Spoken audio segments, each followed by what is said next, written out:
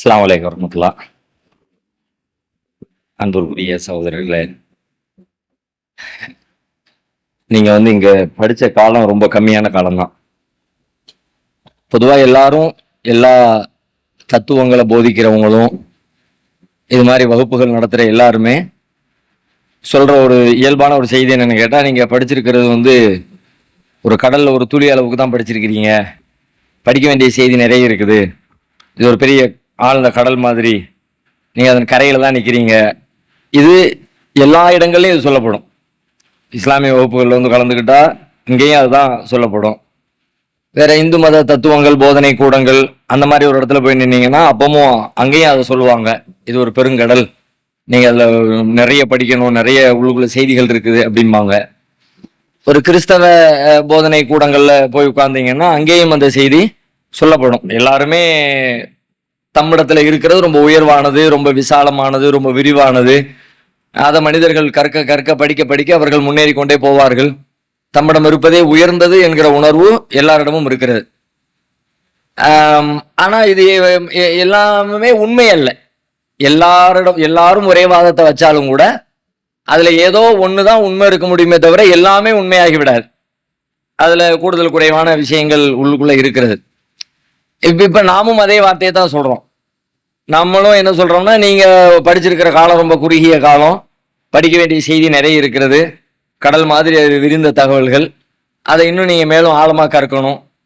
ஆனா அதுக்கு இதுக்கு இடையில நிறைய வித்தியாசங்கள் இருக்கிறது. நம்ம சொல்றதுக்கும் மற்றவங்க சொல்வதற்கும் இடையில உண்டான வித்தியாசங்கள் நீங்க கொஞ்சம் புரிஞ்சுக்கணும்.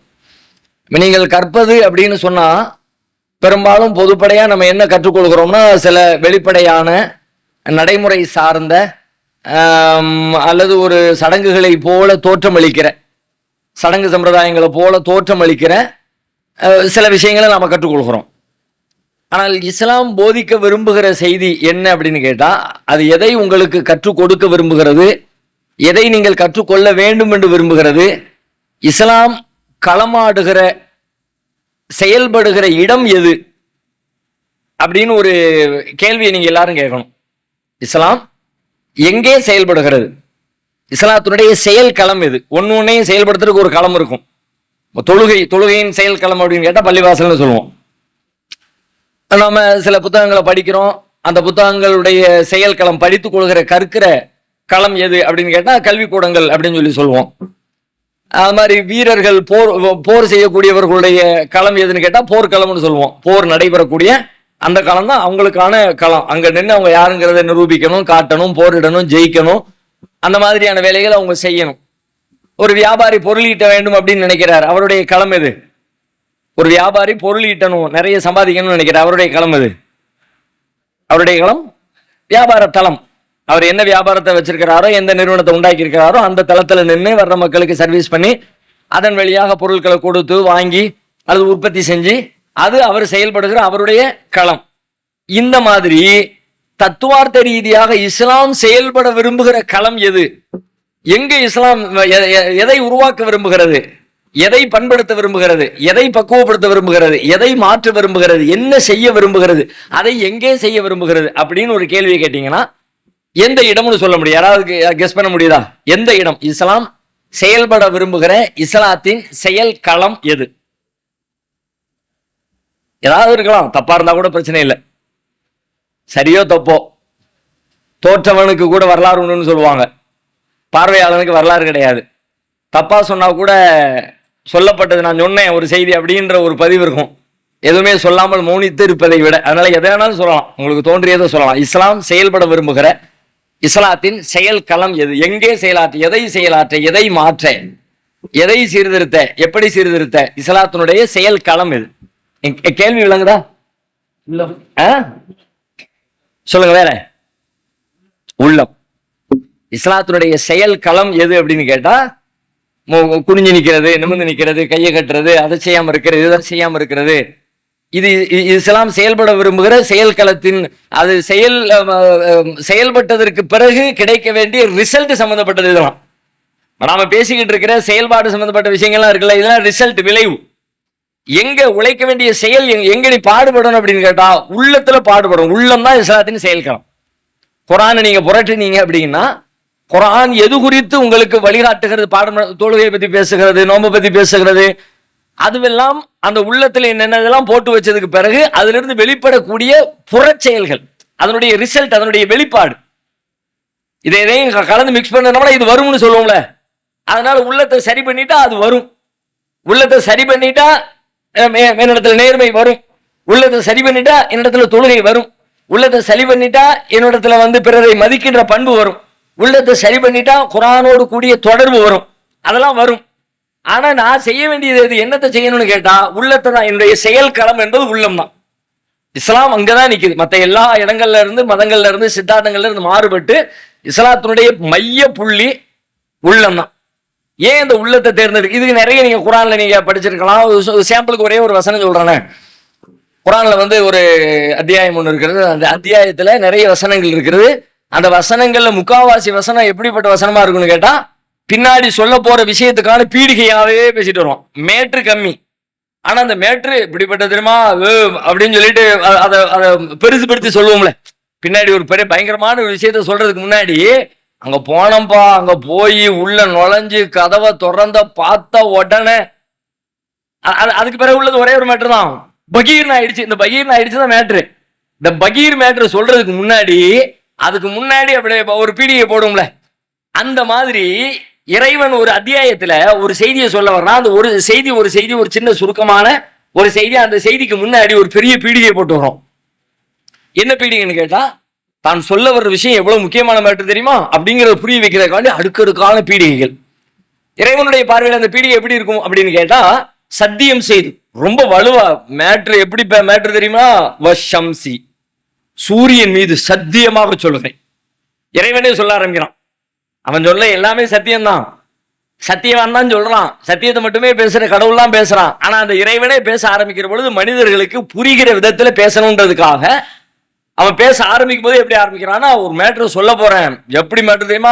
சத்தியமா, உண்மைடா, நம்புடா அப்படின்னு சொல்லிட்டு, அது மாதிரி வஷம்சி, சூரியன் மீது சத்தியமாக, வலுஹாஹா, அந்த சூரியனிலிருந்து வெளிப்படுகிற வெளிச்சத்தின் மீது சத்தியமாக, வல் கமரிதா தலாஹா, அதை தொடர்ந்து வருகிற சந்திரன் மீது சத்தியமாக, வன்னஹாரிதா ஜல்லாஹா, பளிச்சென்று வெளிப்படுகிற பகலின் மீது சத்தியமாக, வல்லைலிதா யக்ஷாஹா, அந்த வெளிச்சத்தை மூடிக்கொள்கிற இரவின் மீது சத்தியமாக, பஸ்ஸமாயி வமா பனாஹா, வானத்தின் மீது சத்தியமாக, வமா பனாஹா, அதை வடிவமைத்திருப்பதன் மீது சத்தியமாக, வல் அருளி, பூமியின் மீது சத்தியமாக, வமா தஹாஹா, அதை விரித்து பயன்படுத்த தகுந்ததாக மாற்றி வைத்திருக்கிற அந்த செயல் முறையின் மீது சத்தியமாக. இவ்வளோ சத்தியம் போட்டு இதெல்லாம் இது நம்மிடத்துல இப்படியான ஒரு பேச்சு மொழி இல்லாத காரணத்தினால இதை நம்மளால டக்குன்னு விளங்கி கொள்ளவோ சாதாரணமா புரிந்து கொள்ளவோ இயலாது. இயல்பா நம்ம எதை டக்குன்னு விளங்குவோம்னு கேட்டா, எது நம்முடைய பேச்சு வழக்கத்துல இருக்குதோ, என்ன ஸ்டைல நம்ம அன்றாட உரையாடுவோமோ அது டக்குன்னு விளங்கும். இஸ்லாம் கொஞ்சம் கூடுதலாக பேச்சு வழக்கு உங்களுக்கு நம்மிடத்துல இல்லாட்டியும் கூட குர்ஆனுடைய பேச்சு மொழின்னு ஒண்ணு இருக்கு. அந்த மொழியில ரொம்ப பீடிகை போட்டு ரொம்ப அதற்கு சொல்ல போற விஷயத்துக்கான முக்கியத்துவத்தை சொல்வதற்காகத்தான் இவ்வளவு மேட்டர் சொல்லி இவ்வளவு சத்தியம் பண்ணி, ஒரு சத்தியம், ரெண்டு சத்தியம், மூணு. நம்மளாம் சத்தியம் பண்ணா என்னத்தை சத்தியம் பண்ணிட முடியும்? நமக்கு இருக்கிற ஒரே சோர்ஸ் இறைவன் மீது சத்தியமாக. அந்த இறைவனுக்கு வேற வேற பெயர்களை சொல்லி சத்தியம் பண்ண முடியுமே தவிர வேற ஒண்ணும் பண்ண முடியாது. ஆனா இறைவன் என்ன வேணாலும் யார் வேணாலும் சத்தியம் பண்ணவான்றதுனால பல உறுதிப்பாடுகளை போட்டுட்டு கொண்டு வந்து ஒரு மேட்டர் சொல்ல வர்றான். வனப்சின் பமா சப்பாஹா, உள்ளத்தின் மீதும், அந்த உள்ளத்தை வடிவமைத்திருப்பதின் மீதும் சீரமைத்திருப்பதின் மீதும் சத்தியமாக, ஃபஅல்ஹமஹா ஃபுஜூரஹா வ தக்வாஹா, இந்த உள்ளத்திற்கு அதனுடைய நன்மை எது தீமை எது என்பதையெல்லாம் இறைவன் கற்றுக் கொடுத்து விட்டான். உள்ளத்துக்குள்ளேயே இயல்பான வாழ்க்கை முறையில சரி எது தப்பு எது அப்படிங்கிறத ஓரளவுக்கு நடைமுறை வாழ்க்கை குறித்த ஞானம் எல்லாருக்குமே இருக்கும். அதுக்கு தனியா போய் ஸ்கூல்ல படிச்சுட்டு வர வேண்டிய தேவையெல்லாம் இல்லை. இப்ப நீங்க இஸ்லாம் சொல்லுகிற இயற்கை மரபுகள் இருக்குல்ல, அந்த இயற்கை மரபுகளை இங்க உட்கார்ந்து படிக்க வேண்டிய அவசியமே இல்லை. இயற்கை மரபுகள் என்ன, போய் பேசாத, ஏமாத்தாத, தப்பு செய்யாத, வாக்குறுதி மீறாத, அடுத்தவனை கொலை பண்ணாத, இதுக்கு நீங்க இங்க வந்து படிக்கணுமா? யாரும் உலகத்தில் உள்ள எல்லா மனிதர்களுடைய உள்ளத்திலே அது இன்பில்ட் சாப்ட்வேர். நம்ம போன் வாங்கும்போது இன்பில்டாவே வருது இல்லை சிலது, நம்ம சிலதை டவுன்லோட் பண்றோம். பிளே ஸ்டோர்ல போய் ஆப் ஸ்டோர்ல போய் சிலதை டவுன்லோட் பண்ணி நம்ம தேவைக்கு தகுந்த மாதிரி உள்ள ஏற்றி வச்சுக்கிறோம். அது அது அது அது கொஞ்சம் இருக்கு, அது குர்ஆன்ல சிலது இருக்கிறது. அது அல்லாம உலகத்துல மனுஷனா இறைவன் தயார் பண்ற எல்லா மொத்த ப்ராடக்ட்லயுமே இன்பில்டா வர்ற சிலது இருக்கிறது. அந்த என்ன இன்பில்ட்னு கேட்டா இயற்கை நெறின்னு ஒண்ணு. அதான் இந்த பொய் பேசாதப்பா, அடுத்து ஏமாதாதப்பா, திருடாதப்பா, அடுத்த கொஞ்சத்துக்கு ஆசைப்படாதப்பா. இதுக்கு நீங்க இங்க உட்கார்ந்து டேபிள் போட்டு குர்ஆனை புரட்டி நபிகள் நாயகம் என்ன சொன்னார்கள் தெரியுமா? பொய் பேசாமல் இருப்பதே சிறந்தது என்று சொன்னார்கள் அப்படின்னு சொல்லி அதை படிச்சு அதை மனப்பாடம் பண்ணி அதை வாத்தியார் கேட்ட உடனே அதை எக்ஸாம்ல எழுதி அதை பாஸ் பண்ணி அப்படித்தான் தெரிஞ்சுக்கணும் அவசியமே இல்லை. இதெல்லாம் இன்பில்டாக தக்குவாக இது இஸ்லாம் சொல்லுகிற இயற்கை நெறிதான். ஆனால் இந்த இயற்கை நெறி உலகத்துல மனிதர்களாக இருக்கிற எல்லா மனித உயிர்களின் உள்ளத்திலேயும் இயற்கையாகவே இறைவனால் விதிக்கப்பட்டு வந்து, அவன் இந்துவா இருந்தாலும் இது தெரியும், அவர் கிறிஸ்தவரா இருந்தாலும் தெரியும், கடவுளே இல்லைன்னு சொன்னாலும் தெரியும். இதே மனுஷன் இருந்தா எல்லாத்துக்கும் இன்பில்டு மெமரியா இதை இறைவன் ஸ்டோர் பண்ணி தான் வெளியே உலகத்துல வாழ வைக்கிறான் அவங்கள சொல்லிட்டு. கத அஃப்லஹ மன் ஸக்காஹா, இதான் மேட்ரு. இந்த மேட்ருக்கு தான் இவ்வளவு பீடிகை. இது என்ன மேட்ரு? கத அஃப்லஹ மன் ஸக்காஹா, அதை பரிசுத்தப்படுத்தியவர்.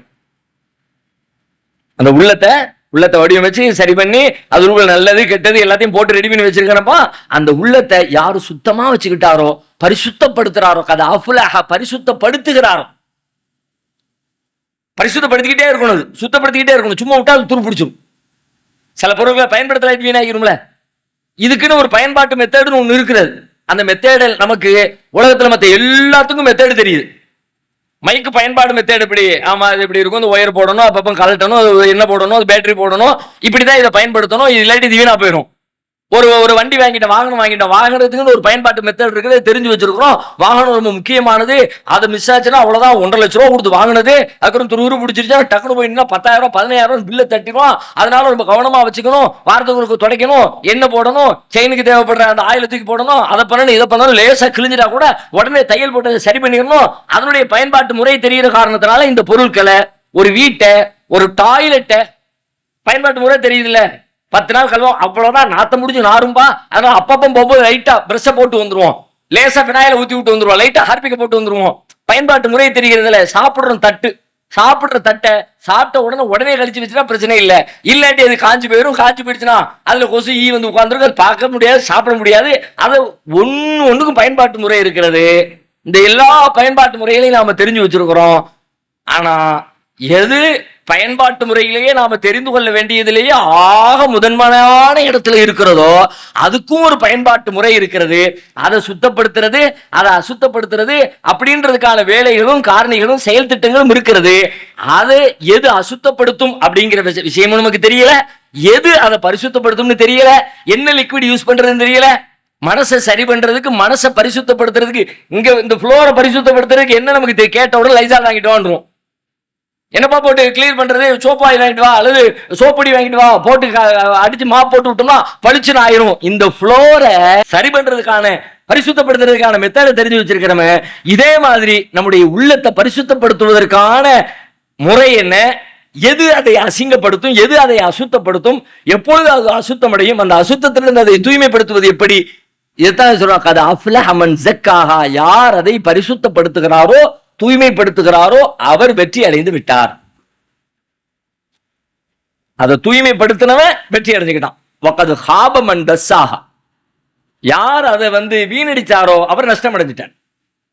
அதை பயன்பாட்டு முறையில் முறையா பயன்படுத்தல, அதை பரிசுத்தப்படுத்தி அப்பப்போ கிளீன் பண்ணி வைக்கல அப்படின்னா முடிஞ்சு போச்சு.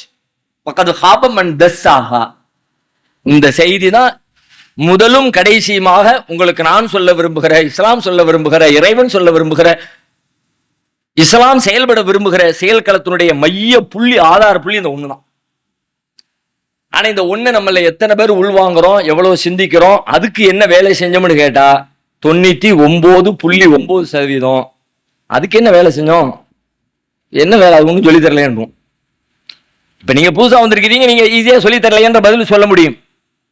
ஆனால் 30 ஆண்டு 40 ஆண்டு 50 ஆண்டு 60 ஆண்டு குர்ஆன் படிக்கிறோம், ஹதீஸ் படிக்கிறோம், அது பண்றோம், இது பண்றோம், அவங்கள்ட்ட போய் கேட்டாலும் அதுக்கு என்ன தனிமத்தை, அதுக்கு என்ன பொருள் ஒன்றும் தெரியலையேமா. அது ஒரு லாங் ப்ராசஸ், அது ஒரு தொடர் முயற்சி, ஒரு நீண்ட கால தொடர் பயிற்சி. அதற்குள்ள தொடர்ந்துகிட்டே இருக்கணும். சாப்பிடும் பொழுதெல்லாம் தட்டையை கழுவுற மாதிரி, ஆடை அணிந்த பிறகெல்லாம் துணியை துவைப்பது போல, வாகனத்தை பயன்படுத்துகிற காலம், குறிப்பிட்ட கால இடைவெளியில் அதற்கு சர்வீஸ் செய்வதை போல நம்முடைய உள்ளத்திற்கும் சர்வீஸுக்கான காலம், தேவை, பயன்பாடு எல்லாமே இருக்கிறது. அதுக்கான மெத்தடு அதான் ஆரம்பத்திலே அப்துல்லா சொன்ன மாதிரி அந்த மெத்தேடு எல்லாமே குர்ஆன்ல சொல்லப்பட்டிருக்கு. நாம இந்த கண்ணோட்டத்தில் குர்ஆனை பார்க்கவே இல்லை. அதை கிளியர் பண்றதுக்கான லிக்விட் தான் இது அப்படின்னு நமக்கு தெரியல. அதுல ஒரு கதை இருக்குது. இந்த கதை எதுக்கு? ஒரு வண்டி வாங்கிட்டோம், அல்லது ஒரு கம்ப்யூட்டர் வாங்கிட்டோம், ஏதோ ஒன்று வாங்கிட்டோம். அது உள்ளுக்குள்ள ஒரு சின்ன பேக் போட்டு கவர் போட்டு அதுல ஒரு ஸ்க்ரூ டிரைவர் இருக்குது, அதுல ஒரு கம்பி இருக்குது, அதுல ஒரு நட்டு இருக்குது, போல்ட் இருக்கு, என்னமோ போட்டு திருக்கிற சாமா இருக்குது. எதுக்கு தெரியலையே? தெரியலையேன்னா கடைசி வரைக்கும் உங்களுக்கு பயன்படாது. அது மாதிரி குர்ஆனை புரட்டுறோம். ஆமா, யூசுப் நபி வரலாறு இப்ப சூப்பரா இருக்கு. எதுக்கு இது? மூசா நபி அப்பா அங்கிருந்து இங்க வரைக்கும் நடந்தே போனாங்களாம்ல. சின்ன பிள்ளையில அவன் பெரிய அரசனை எதிர்த்து, அது ஒரு கதை. எதுக்கு இது? இந்த நட்டு எதுக்கு? இந்த போல்ட் எதுக்கு? இந்த ஸ்பேனர் எதுக்கு? இந்த ஸ்க்ரூ டிரைவர் எதுக்கு? எங்கிட்டோ ஒரு இடத்துல குட்டியோடி ஸ்க்ரூ டிரைவர் கொடுத்துருக்கான். பார்த்தா அந்த நம்ம வாங்கின அந்த மொத்த பொருள்ல ஏதோ ஒரு இடத்துல ஓரஞ்சு ஆரத்துல பொடிசா கண்ணுக்கு தெரியாத ஒரு சின்ன ஸ்க்ரூவை போட்டு வச்சிருக்கான். அந்த சின்ன ஸ்க்ரூவை கலட்டுறதுக்கு பெரும்பாலும் எந்த வீடுகள்லையும் எந்த பொருளும் இருக்காது. இயல்பா நார்மலா பயன்படுத்துற பொருட்களுக்கு ஸ்க்ரூ டிரைவர் வச்சிருப்போம். ஆனா இவ்வளவு பொடிசு இருக்கவே இருக்காது. அதனால அவன் தடுமாறிடுவான். கொடுக்கும் போதே சேர்த்து கொடுத்துருவோம், கம்பெனிக்காரன் சேர்த்து கொடுக்கான். நம்ம அங்கிட்ட ஒரு ஸ்க்ரூ இருக்கிறதே பார்க்காத காரணத்தினால அது என்னைக்கோ ஒரு நாள் டேமேஜ் ஆனா கூட இந்த எடுத்து அதை சரி பண்ணிடலாங்கிற அந்த அறிவு இல்லாம இது அதுக்குத்தாங்கிறது தெரியாததுனால வச்சுக்கிட்டே இருக்க வேண்டியது. கடைசியில் கடைக்காரனை கொண்டு கொடுக்க வேண்டியது. நாம பயன்படுத்த வேண்டிய சரி பண்ண வேண்டிய பொருளுக்கு அவன் சரி பண்ணி கொடுத்துட்டு 5000 ரூபாய் பில்ல போட்டுருவான். நீ சரி பண்ணிக்கலாம்னு சொல்லி தானே இந்த ஸ்க்ரூ டிரைவர் கொடுத்தேன். அதுக்கா தெரியலையே. குறைஞ்சபட்சம் கடையில கொடுத்த பிறகு அவன் என்ன செய்யறான்னு பார்த்தா கூட வீட்டுக்கு வந்த பிறகு அடுத்த தடவை ரிப்பேர் ஆகும்போது சரி பண்ணலாம். ஏன்னா உங்கள்ட்ட டூல்ஸ் இருக்கு. அந்த டூல்ஸ் பயன்படுத்தவே இல்லை. இப்ப நம்மகிட்ட டூல்ஸ் இருக்கு, உள்ளம்னா எல்லாம். அதை சரி பண்ணிட்டா எல்லாமே சரியாயிரும். எல்லாம் சரியாயிரும் சொல்றேன்ல. அது என்ன தெரியுமா? அது ஏதோ உங்களை நல்லவனாக்கிறோம், உங்களை வல்லவனாக்கிறோம், உங்களை முஸ்லீம் ஆக்கிறோம், அந்த அர்த்தத்தில் மட்டும் சொல்லல. உள்ளம் சரியாச்சுன்னா வாழ்க்கை எல்லாம் எது எல்லாம் சரியா இருக்குன்னு நினைக்கிறீங்களோ, எது எல்லாம் சிறப்பா இருக்குன்னு நினைக்கிறீங்களோ, எது எல்லாம் உயர்வா இருக்குன்னு நினைக்கிறீங்களோ எல்லாம் தெரியாது. நிறைய சம்பாதிக்கணும், அடிப்பொழிய சம்பாதிச்சு அள்ளி கொடுக்கணும்டா மக்களுக்கு. நான் சின்ன வயசுல ரொம்ப கஷ்டப்பட்டு போயிட்டேன். படிக்கிறதுக்கு ஒரு 500 ரூபாய் காசு இல்ல, என்கிட்ட வந்து பென்சில் பாக்ஸ் வாங்குறதுக்கு பணம் இல்ல, எங்க அப்பாவுடைய சம்பாத்தியத்துல வீட்டு சாப்பாட்டுக்கே எங்களுக்கு வழி இல்ல. அதனால நான் பெரியவனாயி சம்பாதிப்பேன். லட்சமா இல்ல, கோடியா இல்ல, மில்லியன் பில்லியன் ட்ரில்லியன் கணக்குல சம்பாதிப்பேன். என் ஊர்ல, என் ஏரியாவில, என் தெருவுல எவன் அந்த லெவல்ல இருக்கிறான் அத்தனை பேருக்கு என் சொந்த காசுல அவனுக்கு தேவைப்படுற கல்விக்கான உபகரணங்கள் எல்லாத்தையும் வாங்கி கொடுப்பேன் அப்படின்னு நீங்க உள்ளத்துல ஒரு ஆசையை, ஒரு லட்சியத்தை, ஒரு இலக்க உள்ளத்துக்குள்ள வைக்கிறீங்க. அதுல வெற்றி அடையணும்னா இங்க சரி பண்ணியாச்சுனா போதும். அதுக்கான எல்லா உந்து சக்தியும், ஆற்றலும், சிந்தனையும், வழிமுறை எல்லாம் அங்கதான் இருக்குது. அங்கிருந்தா வரும். அது வர்ற கமாண்ட் படி தான் எல்லாமே நடக்கும். அது இல்லாம எதுவுமே இல்லை. இப்ப நான் எதுவுமேங்கிறோம்ல, இந்த எதுவுமே கண்ணை சுருக்கிறேன், தலையை அசைக்கிறேன், கையை இந்த பக்கம் கொண்டு போறேன், அந்த பக்கம் கொண்டு போறேன், அங்க இல்லாம இங்க ஒண்ணுமே இல்லை. அங்கிருந்தா வருது. எதுவுமே சொல்லி இப்படி சொல்லுவா அப்பதான் அழுத்தமா இருக்கும். உள்ள இருந்து ஆர்டர் வருது. எனக்கு கையசைக்கிறதே முடியாதுன்னா நான் பிசினஸ் பண்றதுக்கு எப்படி முடியும்? அங்க இல்லாம முடியுமா? நான் ஒரு கடையில போய் நின்று வியாபாரம் பார்க்கறதுக்கு எப்படி முடியும்? அங்கிருந்து ஆர்டர் வர முடியாது. அங்கிருந்து ஆர்டர் வராம என்னால கஷ்டங்களை சகிக்க முடியாது. அங்கிருந்து ஆர்டர் வராம என்னால பொறுமையா இருக்க முடியாது. அங்கிருந்து ஆர்டர் வராம என்னால அடுத்தடுத்த ஸ்டெப்ல முன்னேறி போக முடியாது. அங்கிருந்து ஆர்டர் வராம ஒத்த காலை தூக்கி வைக்க முடியாது. அப்படின்னா அத்தனை பெரிய சிகரத்துல ஏறி லட்சங்களை மில்லியன் கணக்கில் என்னால பணத்தை எப்படி முடியும்? அப்ப அந்த மாதிரி கரெக்டா ஃப்ரீக்வன்சில அங்க இருந்து நீங்க எடுத்து வைக்க ஆர்டர் வந்துகிட்டே இருக்கே. முத கடை வச்சுட்டியா, விடாத, இன்னும் 2 மாசத்துல அடுத்த கடையை போடு. ஒரு வருமானம் உனக்கு பத்தாது. மாசம் 20,000 ரூபாய் சம்பாதிக்கிற, அதுவும் வீட்டுக்கு, வாடகைக்கு, பிள்ளைக்கு, பாலுக்கு, மளிகை கடைக்கு எல்லாம் முடிஞ்சு போயிருது. பத்தாது, இன்னொரு 20,000 சம்பாதிக்கணும். அடுத்த கடையை போடு 6 மாசத்துல, அடுத்த கடையை போடு 6 மாசத்துல. டக்கு டக்கு டக்கு டக்குன்னு அங்கிருந்து வந்துகிட்டே இருக்கணும். அந்த ரூட் கிளியரா இருக்கும். உள்ளம் அப்படியே மேப் மாதிரி, கண்ணாடி மாதிரி உங்களுக்கு வழிகாட்டிக்கிட்டே இருக்கணும். அப்படின்னா அது சுத்தப்படுத்தி பாலிஷ் பண்ணி ரெடி பண்ணி வச்சுட்டீங்கன்னு வச்சுங்க, இன்ஜின் சூப்பரா ஓடிச்சுன்னா வண்டி எடுத்து நீங்க ஹிமாலயாவுக்கு பறக்கலாமே. இன்ஜின் ஆயிலே போடல, சரியே பண்ணல, இங்க இருந்து பஸ் ஸ்டாண்ட் கூட போக முடியாத. எல்லாவற்றுக்குமான இன்ஜின் ஆயில் ஆகும். எல்லாம் பணமா இருந்தாலும் அதான், ஒரு பெண்ணை அடைவதாக இருந்தாலும் அதான், எதனால அது இல்லாம ஏதாவது இருக்கு, நீங்க யாராவது ஒண்ணு சொல்லுங்க பார்க்கலாம். இல்ல இந்த ஒண்ணு மட்டும் அந்த கண்ட்ரோல் இல்லைங்க, ஏதாவது ஒண்ணு சொல்லுங்க பார்ப்போம். இந்த ஒண்ணு மட்டும் அந்த கண்ட்ரோல் இல்லைங்க. இந்த சாப்பிடுறேன்ல அது சொல்ல முடியாது, ஜிம்முக்கு போற சொல்ல முடியாது, எல்லாமே அங்கதான். அங்க சரி பண்ணிட்டா அதுக்கப்புறம் நீங்க வச்ச இலக்கு குறி தவறாம அடிக்கும். இந்த மையத்தை இதுதான் மெயின், இது இல்லாம ஒண்ணுமில்லை. அதனாலதான் இஸ்லாம் தன்னுடைய செயல் களமா எதை வைக்கணும் கேட்டா உள்ளத்தை தான் வைக்குது. வெற்றி அப்படின்னு சொல்லும் போது இந்த உலகத்து வெற்றி மட்டுமல்ல, மறுமையின் வெற்றியை பற்றி குர்ஆன் இடத்துல சொல்லு. நம்ம மௌத்துக்கு பிறகு கடவுள் முன்னாடி இறைவன் முன்னாடி நிப்போம், நம்புறோம் தானே. அப்ப யாரு ஜெயிப்பாங்க, என்ன பயன் தெரியுமா, அங்க யாரு நல்ல மனுஷன், நல்ல சந்தோஷமா ஹாப்பியா இருப்பான் தெரியுமா அப்படின்னு ஒரு வசனத்துல சொல்றான். யௌமலா யன்ஃபஉ மாலும் வலா பனூன் இல்லா மன் அத்தல்லாஹ பிகல்பின் சலீம். யௌமலா யன்ஃபஉ மாலும் வலா பனூன், செல்வமோ பிள்ளைகளோ அந்த நாளில் பயன் தர மாட்டார்கள். இல்லாமன் அத்தல்லாஹ பிகல்பின் சலீம், யார் தூய உள்ளத்தோடு தம் இறைவனிடத்திலே வந்தார்களோ அந்த தூய உள்ளத்தை தவிர வேறு எதுவும் பயன் தர. அந்த தூய உள்ளம் இருந்துச்சுன்னா அந்த எல்லாத்தையும் சரி பண்ண. எது எது எல்லாம் சரியாகும் நினைக்கிறீங்களோ செஞ்சா நல்லா இருக்கும்பா, ஆனா செய்ய முடியலையே, அங்க சரி பண்ணிருங்க, தானா வந்துடும். இந்த பைப்பை திறந்தா தண்ணி வந்தா நல்லா இருக்குமாப்பா, மேல தண்ணி டேங்க்ல தண்ணியை ஃபில் பண்ணி வச்சிருங்க, வந்துடும். திறந்தோட வந்துடும். மேல காய போட்டுட்டு கீழே ஓபன் பண்ணா எப்படி வரும்? இந்த செயல் களத்தை புரிந்து கொள்வதற்கான கைட்லைன் தான் குர்ஆன். இப்ப நீங்க நம்ம பார்க்க வேண்டிய பார்வை எப்படி இருக்கும்னு கேட்டா, குர்ஆனை பத்தி சொல்லிட்டாரு. குர்ஆன் நீங்க படிப்பீங்க, படிக்கிற பொழுதெல்லாம் இது என்னுடைய உள்ளத்துக்கு என்ன செய்தியை சொல்லுது, என் மனதுக்குள்ள ஏற்படுற சஞ்சலத்துக்கு, சங்கடத்துக்கு, சோம்பலுக்கு, என்ன செயல்பட விடாம முடக்குகிற வேறு பல காரணிகளுக்கு, அவன் பாதிச்சிருவானே இவன் பாதிச்சிருவானே, இது மாதிரி என்ன முடக்கி போடுற பல விஷயங்களின் பின்னணியில என் மனசு தான் இருக்கும். நல்லா யோசிங்க. அங்கெல்லாம் போகாத, ஒரு மாதிரியா பேசுவானுவா, பாய்மார் கூட, நீ பாய்மார் கூட போய் சேர்ந்துட்டியா மனுல, இவனை பார்க்கவே கூடாதுடா, நம்ம அப்படியே அந்த பக்கம் போயிடுவோம், தோணுமா இல்லையா? நம்ம சித்தப்பா வர்றான், என்னடா தாடி கீடியும் வச்சு ஆளே மாறி போயிட்ட, என்னதான் நம்ம சாதிசனத்தை எல்லாம் விட்டு போய் இப்படித்தான் உனக்கெல்லாம் மனசு வருதோ அப்படின்னோடனே அந்த பக்கமே போக வேண்டாம். இது போக வேண்டாம் சொன்னது யாரு? போக வேண்டாம் சொன்னது யாரு? யாரு சொன்னா? சித்தப்பா சொன்னாரு. நம்ம உள்ள நம்ம மனசு சொல்லுது. அப்போ அவர் சொன்னா அப்படி சொல்லாம கரெக்டா சொல்ல வைக்கிறாங்க.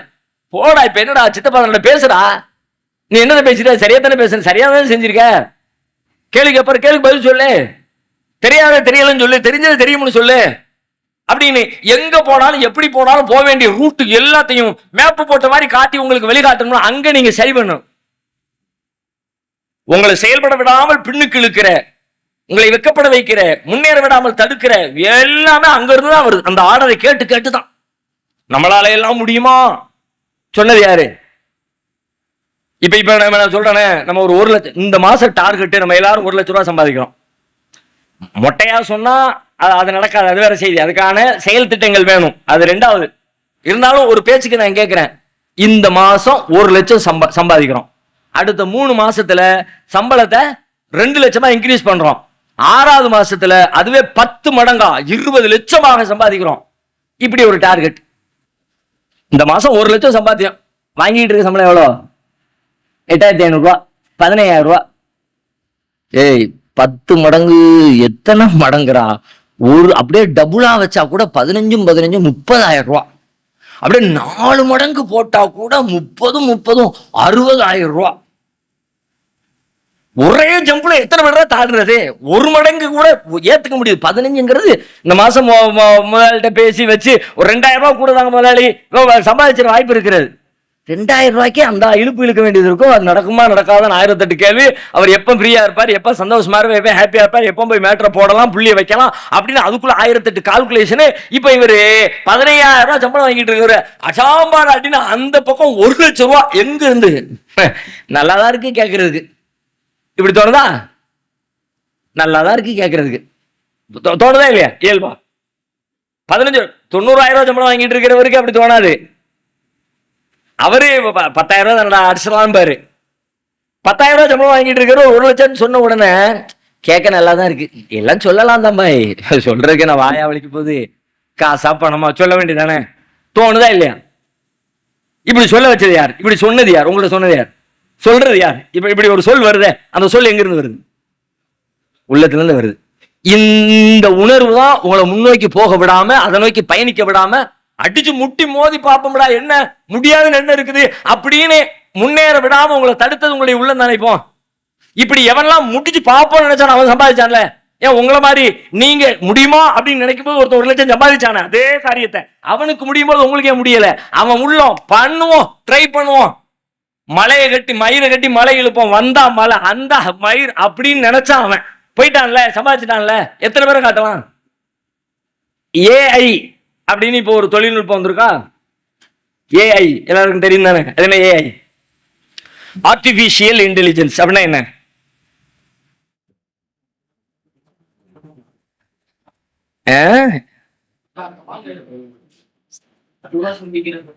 அதுவா சிந்திக்கிற செயற்கை நுண்ணறிவு அப்படின்னு தமிழ்ல மொழிபெயர்க்கலாம்.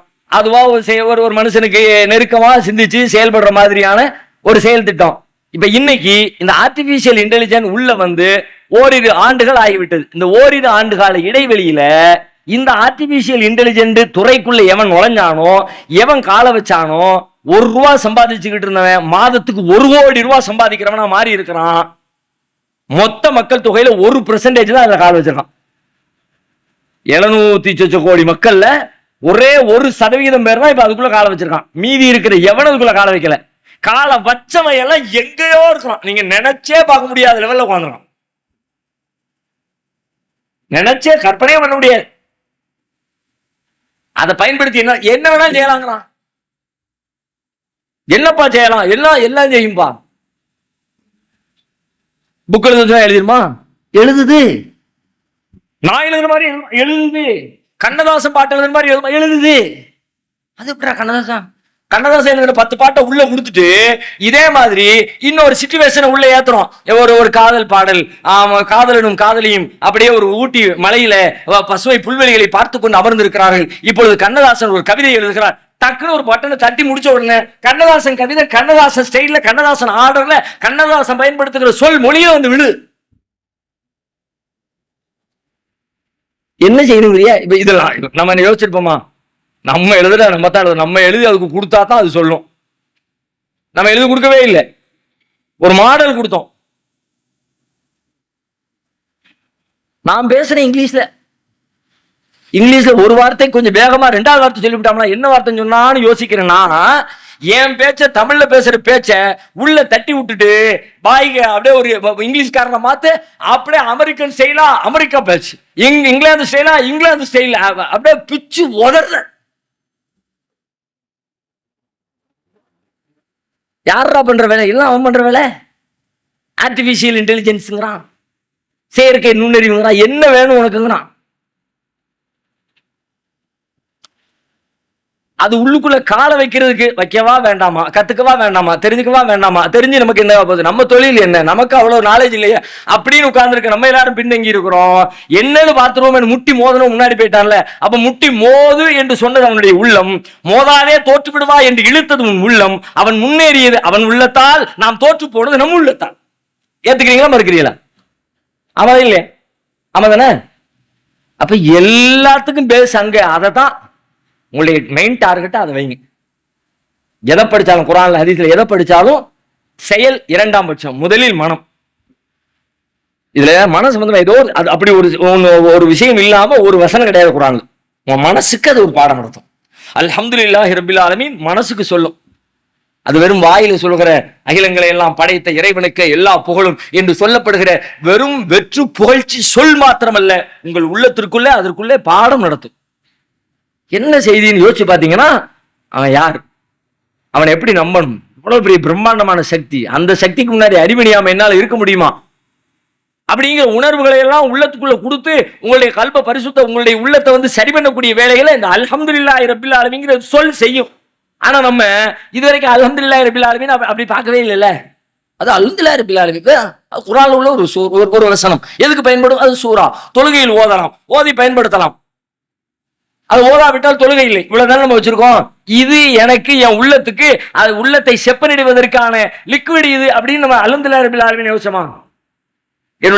என்னுடைய ஃப்ளோர் கிளீனர் மாதிரி என்னுடைய உள்ள கிளீனர், ஹாட் கிளீனர் அப்படின்னு இது அழுந்த அதை யோசிச்சோமா? இப்படி ஒவ்வொரு வசனமும் ஹார்ட் கிளீன் பண்ணணும். ஹார்ட்டை கிளீன் பண்ணாத, உள்ளத்தை டச் பண்ணாத ஒரு வசனம் குரான்ல கிடையாது. ஆனா நம்ம அதை அப்படி பார்க்கல. நம்ம எல்லாத்தையும் வேற வேற பர்பஸ்க்கு மாத்திட்டோம். ஒரே இதுல பல பர்பஸ் இருக்கலாம்ல. குரானை எந்த பர்பஸ்ல வச்சிருக்கோம்? இது தொழுகிறதுக்கு, இது நோன்பு வைக்கிறதுக்கு, இது பஸ்ல ஏறின உடனே ஓதுறதுக்கு. இது அதையெல்லாம் தாண்டி எங்கேயோ இருக்கு. ஒண்ணு இந்த கண்ணோட்டத்தில் பாருங்கள். அந்த கண்ணோட்டத்தில் கிடைக்கிற படிப்பினைகளை உள்ளத்துக்குள்ள எடுத்துக்குங்க. அதை உங்க வாழ்க்கையில செயல்படுத்துங்க. செயல்பாட்டுக்கு வந்துடும். அடுத்து செயல்பாட்டை கூட உங்களுக்கு நான் வலியுறுத்த வேண்டிய அவசியமே இல்லை. அது எல்லாம் சரியாயிடுச்சுன்னா ₹1,00,000 சம்பாதிக்கணும், இதுதான் வழி. நீங்க செஞ்சு உண்மையில ₹1,00,000 சம்பாதிக்கிற ஆசையும் விருப்பமும் உங்களுக்கு இருக்குமானால் நீங்க செஞ்சிருவீங்க. ரூட்டை காட்டின ஒண்ணு. விருப்பமே இல்லாம சும்மா சில பேர் சொல்லிட்டு சம்பாதிக்கணும் தான் இவன் சம்பாதிக்கிற விருப்பம்லாம் அவனு கிடையாது. வெறும் வெட்டி பேச்சு பேசுறவன். சும்மா கையில கொடுத்தா வாழைப்பழத்தை உரிச்சு கொடுத்தா திங்கிற ஜீவன் இது. இந்த ஜீவனை கை கழுவிடலாம். நெசமா உங்களுக்கு சம்பாதிக்கிற உணர்வு இருந்தால் இப்படி போனா இப்பதான் இந்த புது டெக்னாலஜி அறிமுகப்படுத்திருக்கான், எவன் முதல்ல கை வைக்கிற இன்னொரு 20 வருஷம் கழிச்சிருச்சுன்னு வச்சுங்க, வச்செல்லாம் பெருசா சம்பாதிக்க முடியாது. ஏன்? அப்போ உலகத்துல 3/4 பேர் அதை பயன்படுத்திட்டு இருக்கோம். செல்போன் உள்ள நுழைஞ்ச நேரத்துல என்னமா போச்சு பீக்குல. இன்னைக்கு எல்லா பேரும் செல்போன் வச்சுட்டான். இன்ஜினியரிங் அப்படின்னு ஒரு படிப்பு உண்டாக்கப்பட்டு அதுக்கான டிப்ளமோ சர்டிபிகேட் கொடுக்கப்பட்டு அதுக்கான வேலை வாய்ப்புகள் பிரகாசமா இந்த நேரத்தில் உள்ள நுழைஞ்சவன் லட்சம் கோடிகளை சம்பாதிச்சான். இன்னைக்கு வீட்டுக்கு இன்ஜினியர் உட்கார்ந்துருக்கான், ஒரு வேலுக்கு மதிப்பு இல்லை. ₹8,500 சம்பளத்துக்கு வர்றியான்னு கேட்கறான். யாரு? பிஇ முடிச்சிருக்கிறேன், மெக்கானிக்கல் இன்ஜினியர். இருக்கட்டும் நம்பிங்க. படிக்காத அவருக்கு 8,500 படிச்சேன். ஆமா, அவ்வளவுதான், ஒண்ணுமில்லை, யூஸ் இல்ல. பின்னாடி அப்படி வரும். அப்ப இப்ப நீ முன்னாடியே இறங்கணும். அப்படி விளங்குதா இல்லையா? அது மாதிரி நாம குரானுக்குள்ள அவ்வளவு செய்திகள் இருக்கிறது. எல்லாமே உள்ளத்தை சரி பண்றதுக்கான மெத்தடு, ரூல்ஸ், அதுக்கான லிக்விட், அதுக்கான சோப்பு, அதுக்கான பவுடரு, அதுல ஏதாவது டேமேஜ் ஆகி அறுவை சிகிச்சை பண்ணணும்னா அதுக்கான கத்தி, அதுக்கான ரத்தம், அதுக்கான மருந்து எல்லாம் உள்ளுக்குள்ளே. பாடியை எப்படி இறைவன் வச்சிருக்கானோ கண்ணுக்கு புலப்படுகிற பாடிக்கு எப்படி அதை சரி பண்ணக்கூடிய லிக்விட், போக்குவரத்து எல்லாம் உள்ளுக்குள்ள இருக்கோ அதே மாதிரி மனசையும் சரிபடுத்தக்கூடிய எல்லாமே உள்ள இருக்கு. அதை நீ பயன்படுத்தணும். பாடி எப்படித்தானே, இங்க அறுபட்டு ரத்தம் ஓடுது. எவ்வளவு நேரம் ஓடுது? ஒரு நிமிஷம் ஓடுது, 1.5 நிமிஷம் ஓடுது, 2 நிமிஷம் ஓடுது, 3ஆவது நிமிஷம் ரத்தம் உறைஞ்சு நின்றுது இல்ல. யார் வந்து ஸ்டாப் பண்ணா? நிப்பாட்டது யாரு? போனா தொலைச்சு போடுவோம் அப்படின்னு யார சொன்னோமா? அதாவது அணை கட்டணுமா? ஒண்ணும் ஆயிடுச்சு இல்ல. அதாவது அதுக்கான டெக்னாலஜி அதுக்குள்ள இருக்குல்ல. அதான் பாடியை சரி பண்ணக்கூடிய டெக்னாலஜி பாடிக்குள்ள இருக்கிறது மாதிரி. அறுத்துட்டோம், 2 தோல் இப்படி பிளந்துருச்சு. பிளந்த தோல் 10 நாள் கழிச்சு பார்த்தா ஒன்னா சேர்ந்துருச்சு. சேர்த்தது யாரு? தானா சேர்ந்துச்சுல்ல. இந்த டெக்னாலஜி இந்த பாடிக்குள்ள வச்ச இறைவன் அது மாதிரி ஒரு டெக்னாலஜிய உள்ளத்தை சரி பண்றது உள்ளத்துக்குள்ள வச்சிருக்கான்.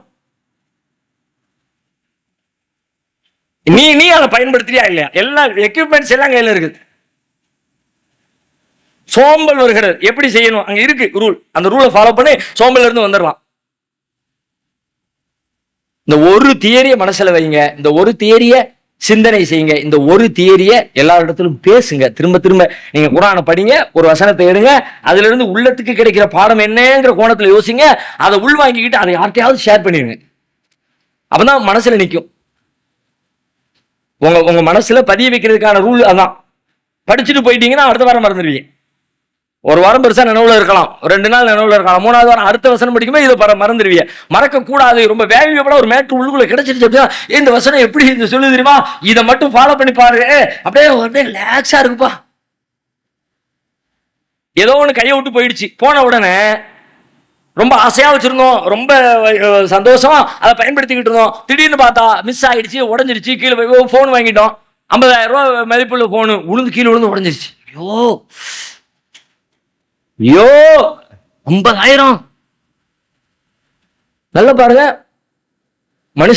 மனுஷங்களுக்கு கொடுக்கிற முக்கியத்துவத்தை விட மனுஷனுக்காக உள்ள பொருட்களின் மீது நாம் கொடுக்கிற முக்கியத்துவம் அதிகமா இருக்கு.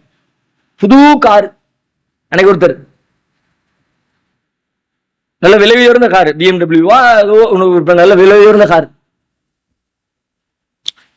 அப்பதான் ஷோரூம்ல இருந்து எடுத்துட்டு வெளியே வர்றாரு. அடிச்சா ஒருத்தன் எத்தாப்புல வந்து 2 வீலர் காண அவனை தூக்கி சுத்தி விட்டுருச்சு. வண்டி சைட்ல பூரா கிராச்சு. ஐயோ தலையை பிடிச்சு உட்கார்ந்தான். வீட்டுக்கு கூட போகலடா, இன்னும் போட்ட மாலை காயிலையடா, பூ காயிலைய. இன்னொருத்தர் வண்டியை வாங்கிட்டு புது வண்டி மனைவிக்காக வேண்டி ஒரு சர்ப்ரைஸ் கொடுப்போம்னு அவருடைய பிறந்த நாளுக்கு ஒரு வண்டியை வாங்கி விலை உயர்ந்த காரை கொடுத்து, அந்த காரை நீ ஓட்டு, கார் ஓட்ட தெரியும் நம்மவுக்கு, காரை ஓட்டு, நான் பிள்ளைகள் எல்லாத்தையும் பாத்துக்கிறேன், பேக் எல்லாத்தையும் கூட, நீ போயிட்டு வா, ரவுண்ட் போயிட்டு வா அப்படின்னு சந்தோஷமா அனுப்பி வைக்கிறேன். அந்த அம்மா வண்டி எடுத்துட்டு போகுது, ஒரு லாங் டிரைவ் போயிட்டு வா, அப்படியே 5 கிலோமீட்டர் 6 கிலோமீட்டர் 7 கிலோமீட்டர் 10 கிலோமீட்டர் போகுது. திடீர்னு ஒருத்தன் குறுக்க வந்தா ஒரு பெரிய ஆக்சிடென்ட். போனு எல்லாத்தையும் நோட்டை கொடுத்துட்டு போயிடுச்சு. நான் வந்து ஒரு ரவுண்டு போயிட்டு வரேன். நான் போனா ஆக்சிடென்ட் ஆனா அந்த அம்மாவுக்கு அழுது அப்படியே முட்டிக்கிட்டு வருது, அழுது. என்ன செய்யறதுன்னு தெரியல, புதுசா ஆசையா வாங்கி கொடுத்தாரா, இவ்வளவு விலை மதிப்புள்ளது, ஒரு நிமிஷத்துல இப்படி வீணாக்கிட்டோமே அப்படின்னு அவ்வளவு பதட்டம் தாங்க முடியல. அதுக்குள்ள ஆக்சிடென்ட் செய்தி கேட்டு போலீஸ் வந்துருச்சு. எல்லாரும் ரெக்கார்டு கொடுமா, என்ன இருக்கு ஏது இருக்குது எல்லாத்தையும் வாங்கிட்டாங்க. உள்ளுக்குள்ள அவர் ஒரு பர்ஸ் ஒன்று கொடுத்துருக்கிறாரு. அந்த அம்மாவுடைய லைசன்ஸ், இன்சூரன்ஸ், டாக்குமெண்ட்ஸ் அது எல்லாம் சேர்ந்து பர்ஸ் உள்ளுக்குள்ள இருக்கு. அந்த பர்ஸை ஓபன் பண்றாரு. அந்த அம்மா ஓபன் பண்ணுது. ஓபன் பண்ணி உள்ள பார்த்தா அவர்கிட்ட என்ன பதில் சொல்ல போறோம் தெரியலையே. கஷ்டப்பட்டு குருவி சேர்க்கிற மாதிரி சேர்த்து சேர்த்து சேர்த்து சேர்த்து இந்த பொருளை எனக்காக வேண்டி வாங்கி கொடுத்தாரு. ஒரு நிமிஷத்துல நான் நாசமாக்கிட்டேனே, கொஞ்சம் கவனக்குறைவினால், அலட்சியத்தினால இத்தனை லட்சத்தை இப்படி டேமேஜ் ஆகி இப்படி நான் ஒரு பெரிய ஒரு மிஸ்டேக் பண்ணிட்டேனே அப்படின்னு அழுக முட்டிக்கிட்டு அந்த அம்மா அழுது கூவன்னு சொல்லிட்டு அந்த பர்ஸை எடுத்து உள்ள இருந்து ஓபன் பண்ணி பாக்குது. உள்ள லைசன்ஸ் இருக்குது, ஆர்சி புக் இருக்குது, இன்சூரன்ஸ் இருக்குது, அதுக்கான டாக்குமெண்ட்ஸ் எல்லாம் இருக்குது. அதோடு சேர்த்து அந்த பண்டலோடு சேர்த்து ஒரு பேப்பர்ல கணவரால் எழுதப்பட்ட கொட்டை எழுத்துக்களில் எழுதப்பட்ட ஒரு வாக்கியம் ஒன்று இருக்கிறது. கணவர் எழுதுகிறார். எப்படி எழுதியிருக்கிறார் அப்படின்னு கேட்டா, அன்பே, இந்த கார் உனக்காக, உன்னுடைய மகிழ்ச்சிக்காக, உன்னை சந்தோஷப்படுத்துவதற்காக. ஒருவேளை இந்த காரில் நீ பயணிக்கிற பொழுது உனக்கு ஏதேனும் விபத்துக்களோ வேறு ஏதேனும் துன்பங்களோ நேர்ந்தால் அப்பொழுதும் நீ நினைவில் வை, நான் நேசிப்பது இந்த காரை அல்ல உன்னைத்தான் என்பதை நீ நினைவில் வை. அந்த அம்மாவுக்கு எவ்வளவு ஹாப்பியா இருந்திருக்கு யோசிச்சு பாருங்க. இது மாதிரி சிந்திக்கிறவங்க எத்தனை பேர்? லட்சத்துல கோடியில ஒருத்தன் இப்படி இருந்தாங்கன்னா அபூர்வம்னு சொல்லலாம். இல்லாட்டி வந்து சாத்திட்டு உனக்கு வாங்கி கொடுத்துற சனியை ஓட்டத்திலேயோ பாவு, அவ்வளவுதான், நாசமாக்கிட்ட.